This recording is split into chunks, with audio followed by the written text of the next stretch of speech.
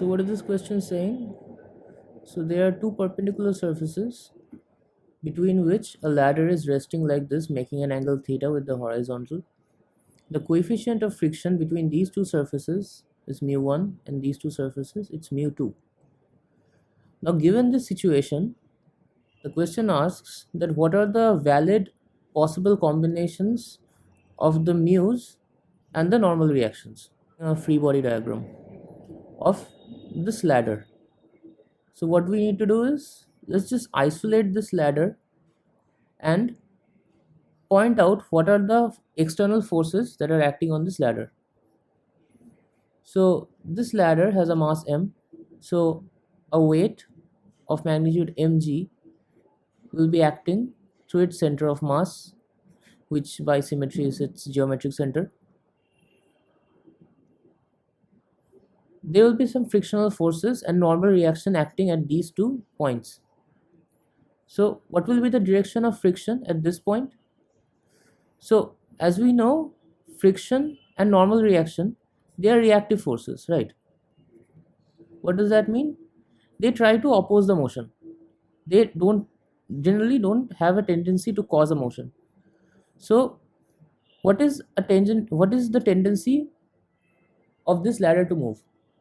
So since this weight is the only active force acting on the ladder will have a tendency to go downwards. Since it is being obstructed by this surface, it will try to slide this way, and also it will try to slide downwards in this direction. So what will be the direction of friction at these 2 points? It will just try to oppose that motion. So the direction of friction at this point will be here, and the direction of friction at this point will be here. Okay, so I'll just call it F1, I'll just call it F2. Normal reaction, as usual, it's just perpendicular to the point of contact. So what are the magnitudes of these static frictions? So since the ladder is about to slip, the values of these frictions will be limiting static friction, that is the coefficient into the normal reaction. Now let's try to relate these parameters. So it's mentioned that the ladder is in static equilibrium. What does that mean? So static equilibrium means that the ladder satisfies these 2 conditions. The first condition is translation equilibrium. That means all the translational forces across all the orthogonal axes will add up to 0. So which means summation of fx is 0 and summation of fy is 0, because this is a 2-dimensional scenario. And what does the rotational equilibrium say? It says that the resultant torque across all possible axes of rotation will add up to 0. So this choice of axis of rotation is, so for this first condition we have here is this friction and this normal reaction will balance. So in other words, N1 will be equal to mu2 N2. So one thing to notice here is that since these points have not lost contact with the surface and are just slipping, so normal reaction at either these surfaces cannot be 0. So we can directly infer from here that this horizontal surface cannot be perfectly smooth. It means mu2 cannot be 0, or else this will force mu1 to be n1 to be 0, and this surface will just lose contact immediately, right? So we can just rule this thing out, because mu2 is non-zero. So what about this condition? So n2 and mu1 n1 is balancing the downward acting weight of the ladder. Okay. So this is the first equation, this is the second equation, and like you have guessed, there will be a third for this torque balance. So since I mentioned that the choice of this axis is arbitrary, what will be a good choice? So I'll choose one axis that I'll choose a point on which maximum number of forces are acting. Since the forces acting through the axis of rotation won't lead to any resultant torque, so I'll just arbitrarily choose this point since two forces are acting here. The torque due to this weight is the magnitude of this force times the perpendicular distance. What is this distance? If this is L by 2, this is, theta, this is L by 2 cos theta. So mg into L by 2 cos theta. What is the torque contribution due to this normal reaction? It's N1 into this perpendicular distance. This is L sine theta. And this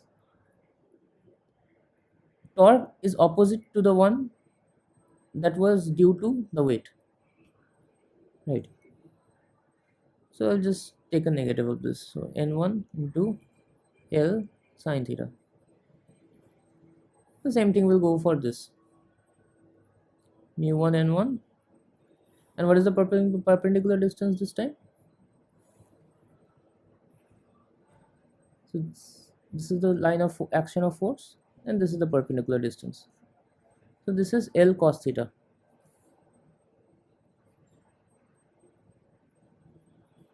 This will just add up to 0. So this gives our third equation. Just rewrite the equations here once more. So these are our three equations. Now, in all these conditions, mu1 is either 0 or non-zero, right? Because we have already established that mu2 cannot be 0. So let's verify for both the conditions. We see that N2 is mg, so, and N1 is mg by 2 tan theta. So for the situations where mu1 was 0, does this condition satisfy? So here mu1 is 0 and N2 tan theta is mg by 2. So it does not satisfy. Here mu1 is 0 and N1 tan theta is mg by 2. So this is the same that we got here. So this is a valid combination. This is true. What about the case when mu1 is non-zero? We can just use these two equations and find out the valid values of the normal reactions. So the first condition is N1 is mu2 N2. If I substitute N1 here, so I'll get N2 plus mu1 mu2 N2. This will be mg.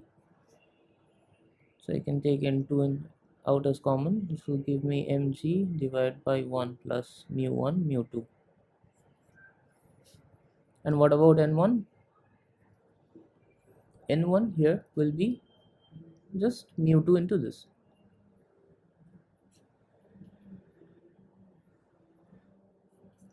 Right. So let's just go back to the options and verify. So for these two cases, mu1 is non-zero. So is N1 tan theta mg by 2? No. So it's not the case. What about the second condition? N2 is indeed mg by mu1 plus mu2. So this is also correct. So the correct options are C and D.